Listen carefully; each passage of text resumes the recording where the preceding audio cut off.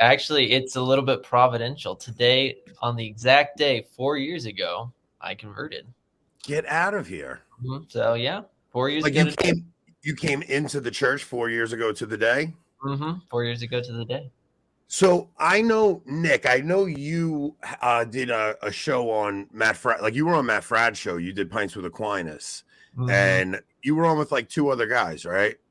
Yeah, I was on with two other friends. There was actually a group of four of us like four of us friends that converted, and so it ended up being three of us that went on his show to talk about it.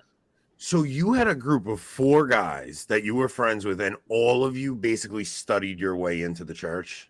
More or less, it originally started as a Bible study with two primary goals. The first goal being to combat sin in our personal lives, because at the time we were all, freshmen, sophomore, and undergrad in college. And so trying to figure out like how you navigate secular university while being also, striving for holiness.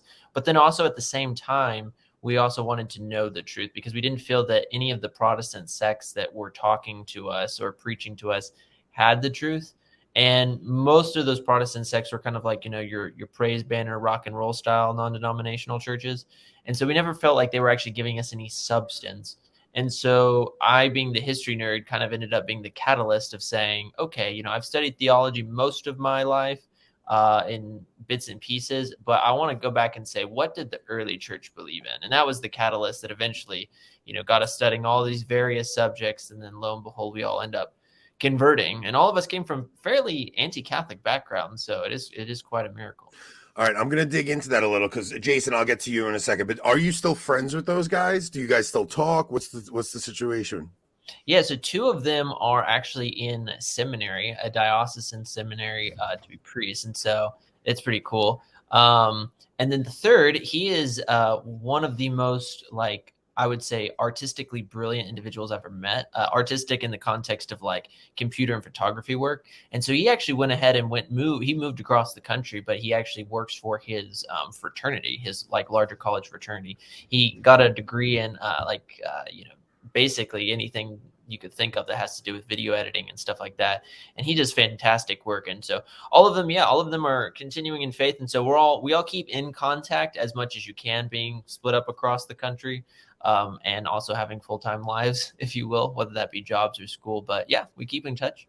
It's all good. So okay, so now you guys all sit and you guys decide to get into a Bible study, hmm and you're trying to combat sin and all this. Now, what is the first domino that you're like, uh-oh, this is a little too Catholic? What's going on here? Like, is it a church father? What was it? Yeah, so it was interesting. So my background, just for the viewers to know, I was originally, I always debate, am I a convert or am I a revert? Because I was technically baptized in the Catholic Church at 6 months old, but at 6 months, my mom, which wasn't Catholic at all, and my dad, who was very much so just a cultural Catholic, they just started going to the world of non-denominationalism.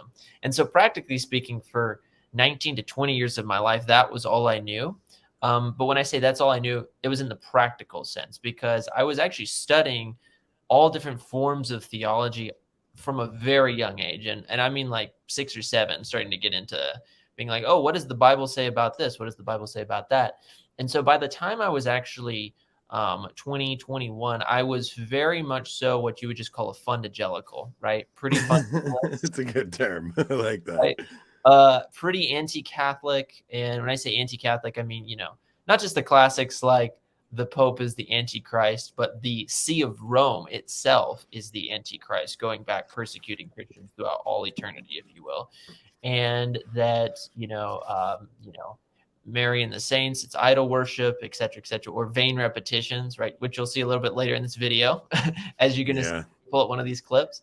Yeah, well, wait, real quick, because that's kind of why I'm asking this background. Because Jason, you come from Church of Christ. Like I'm gonna ask you both a little bit of background, and then we're gonna dive into, just to give everybody a heads up of where we're going. We're going to dive into that kid going into the Catholic Church with the rosary thing. Amy, we're also going to discuss this tonight, the disgusting news with the Dodgers. We're also going to discuss the incorruptible nun, but I'm just asking everybody to bear with me while I just kind of set the stage, because Nick and Jason both have very interesting background stories of how they came into the church. So you're coming from this anti-Catholic background, thinking the See of Rome itself has been persecuting Christians throughout all of Christian history. Yeah, exactly. And I think the first major domino to hit was not so much anything intellectual, but was something very personal. And when I say personal, it could come off to the ears of some as very subjective, but I'll tell you why it's not. I was hyper, and I mean hyper scrupulous at the time of my conversion.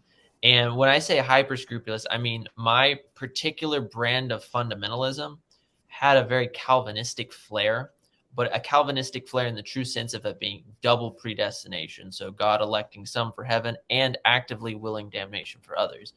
And so I actually believed, and think of how bad this is. I actually believed for quite a long time that any action, right, that a person commits who is not saved, right? A person commits who's not saved is a sin. So whether that be, them just waking up in the morning, brushing their teeth, putting their shoes on, if you're not in grace, right, sovereign grace, then it's just sin. And I was struggling to know whether or not I was truly saved or not. And what was the catalyst for me was actually a friend of mine inviting me to go to mass, and me resisting it so much, but then just out of courtesy deciding to go. And the catalyst was the gospel for that day was the story of the prodigal son.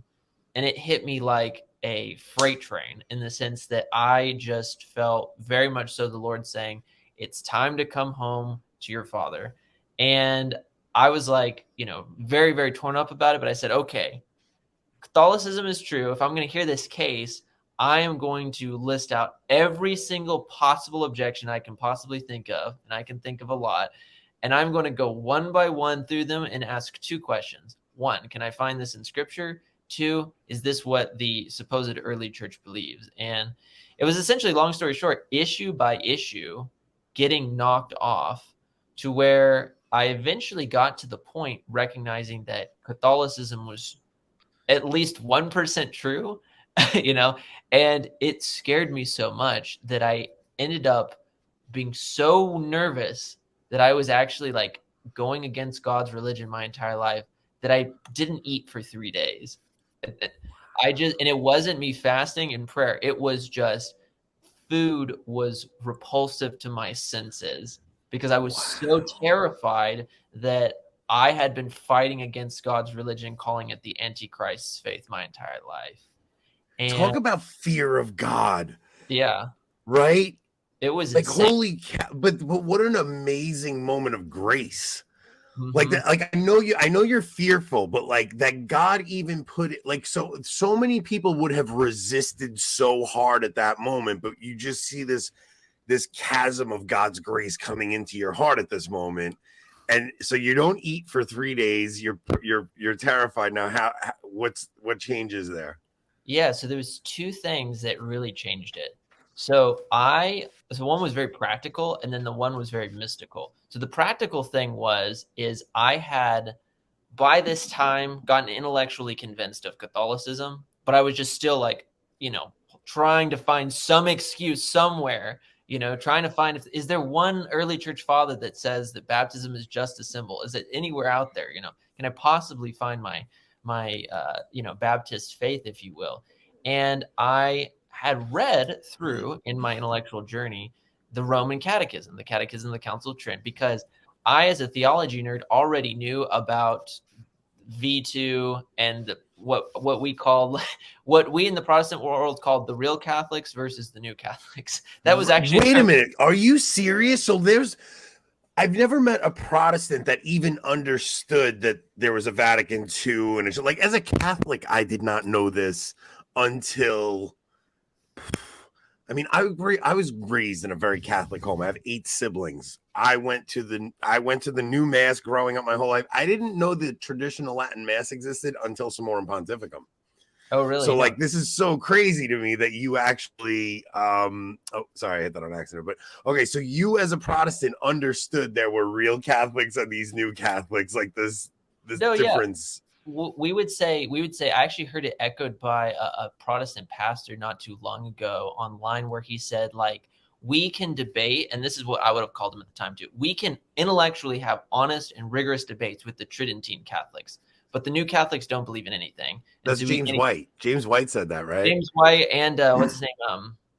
Pastor Durbin. Doug Wilson. Pastor Doug Wilson up in the same general crowd, right? Of what you call like neo and old school Calvinists. So I had gone to, in total, 3 new masses right after I had read the Catechism of the Council of Trent. And I basically, by the 3rd time I went, remember praying, and I said, Lord, I know that this church believes that you are present in the Eucharist, and I believe that, this is a symbol my entire life. But I don't think anybody in here believes that you're in the Eucharist. Because I had came from, if you think about it, I'm old school conservative Protestant, Bible carrying, suit wearing, hard preaching, etc. And then you go and, classic hymn singing and things like that, congregational singing. You get used to the preacher where you say, I want a hair-legged, fire-breathing preacher banging on the pulpit. And then you show up at the new mass and you're just like, what is all this hand-holding? And everyone's wearing highly scandalous clothing. Yeah. And I'm seeing them have communion in the hand and all these types of things. And so I was just like, I don't know if I can convert. I literally was that scandalized. I said, I don't know if I can truly convert. Because what's the point of believing in that which is quote unquote correct, or at least I'm seeing this as correct, but then practically speaking, it's not lived out. So I looked up, because I knew about this again. I looked up Latin Mass in my area, right? And again, this is like a few months into looking into Catholicism. And I found where I go currently to Mass, a high Latin Mass. It was a Requiem Mass at 7:30 in the morning on All Souls Day. I show up, sit in the very back row, and it ended up being like the 1605 polyphonic, like Queen Victoria edition. Holy cow. And I was just blown away. I remember when the Scola started, I remember saying to my dad, this has to be a recording. There's absolutely no way people sound this good. Like, it was just insane. And what was so beautiful is I saw. Wait a minute. I gotta stop you. Your dad is with you? Yeah, I took my dad along. I was like, you want to just come along and experience this with me? Now your dad was a cultural Catholic, then goes evangelical, raises you evangelical, and you drag him to a Latin high mass. Mm-hmm. What are your parents thinking during this whole conversion phase? So I was so nervous, not gonna lie, about the potential conversion phase, because I honestly thought, I knew my dad is a very like phlegmatic kind of chill guy. So I thought that at the most he would just basically be like, well, as long as you're following Christ, it's good enough. Very kind of cultural indifferentism, if you will.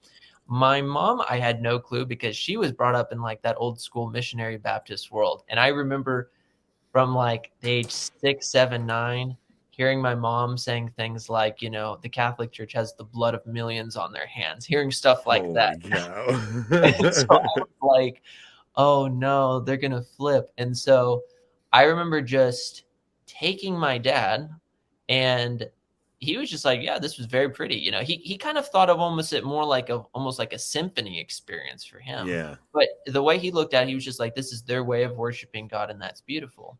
Well, fast forward, what ended up happening is that in that mass, I finally saw all of the faith that I had been reading about come visibly now in the room. You saw both the theology and the prayer become so distinct. And what was crazy is that I went back. I had to keep going back. I just kept going back. And you can't receive yet. No, yeah, I knew that. I couldn't receive yet. And it was so hard, because I was just like, this is absolutely insane. And so the last thing is that what finally pushed me over the edge was, I was there intellectually. The Mass, it was definitely drawing me more and more. But the last thing that ended up happening was Enoch. He is the funniest human being on the planet. I hate his guts.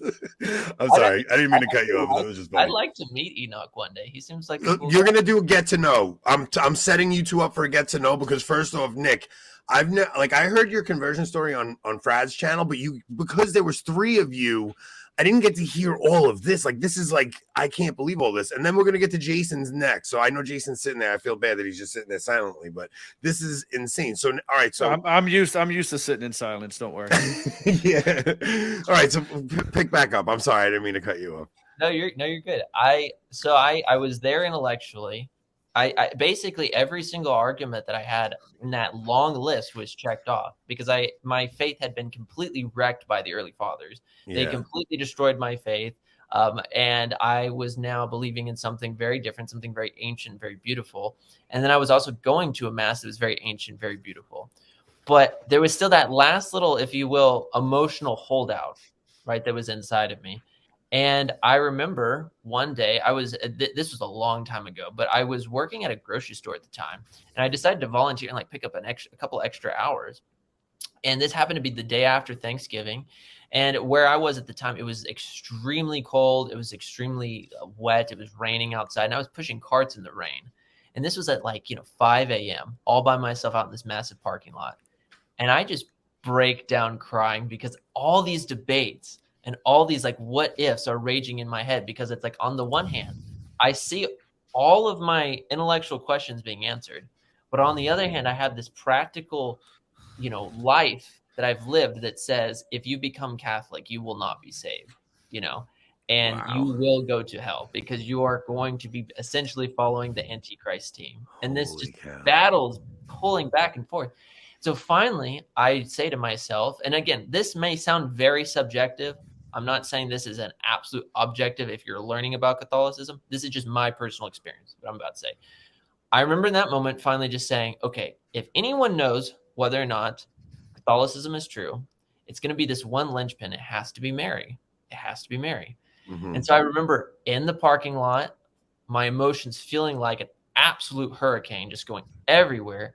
And me for the first time just saying, Mary, I don't know if you can hear me. I don't know if God is going to be angry at me for praying this. I don't know if you're going to be mad at me for praying this, but I don't know what to do. I am torn between these two completely polar opposite sides. Show me what the truth is. And in that moment, it was insane. It was one of the most insane spiritual experiences I've ever experienced. And I'm not a charismatic at all, right? I just was baptized in this insane supernatural peace. And I knew that Mary had answered my prayer. And I knew and I had the grace in that moment to say, okay, I'm going to become Catholic. So when I went home, I got on the phone. My parents were gone at the time. And of all the cities that they were in traveling, it was Rome. And holy cow. And I'm like, Mom, Dad, I don't know what you're going to say, but I'm going to become Catholic. And like, I know, I love you. I know you guys love me, but this is just the conviction that I've been led to. And surprisingly, they were both completely fine with it. And it's been 4 years, but what has transpired is that I have brought them now probably 20 times to the Latin Mass. And they've gone from being, somewhat anti-Catholic to now my Protestant mom asking me, hey, when are you going to adoration? I'd love to go with you. Things no like way, Nick. Okay, I have to add a few things here. First off, you are one of my favorite. Like, I love the way your mind works, right? Like, when I listen to you on Meaning of Catholic, like, I watch the way, like, they'll come up with a topic, and I watch the way you study things and lay them out in such a phenomenal intellectual fashion. Like, I have never been so blown away by such like an intellect like yours. Like, I totally understand why your channel is the traditional Thomist. Like, you really do think like a Thomist. All of that, like, I've never heard such an interesting conversion story, and I've heard 100 conversion stories. That is such an amazing thing. And to see that your parents are actually starting to soften their hearts to it, and that your mother would want to go to adoration, because really the central question is, if Jesus is present in that Eucharist, it's like, how can you? It's the pearl of great price. Like, how can you not? And now Jason's story I know is coming from a totally different perspective, because